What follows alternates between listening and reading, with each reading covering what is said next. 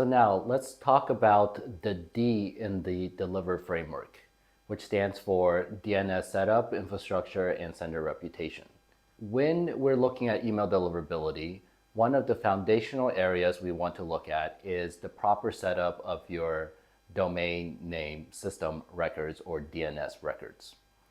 Because the way that inboxes function in relation to you as a sender, or rather the platforms that you're using and the technology you're using to actually send your emails, is that at the basic level, they're communicating machine to machine and utilizing a system of checks and balances in order to ensure that you are who you say you are. So checking that the sender is the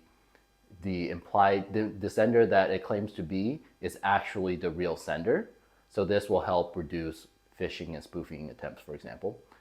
Also, that system of communication between the sending platforms and the receiving inboxes wants to authenticate the content of the message to make sure that it hasn't been modified in transit or otherwise corrupted.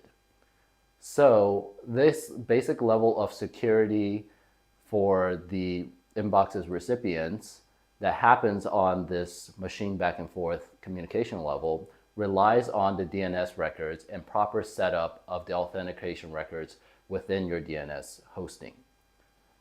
Now, taking a step back, what is DNS? DNS is basically domain name system, and it is what lives as records on your hosting platform. So this could be from GoDaddy or Cloudflare or wherever you host your website and other infrastructure level items for your web activities.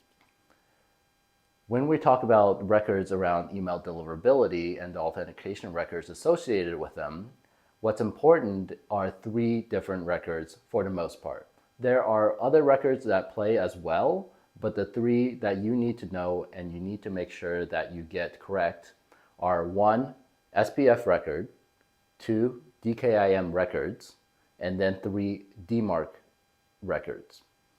Now, we'll go into more depth on each one of these records in future videos and explain why they're important, what their function is, and how to properly set them up.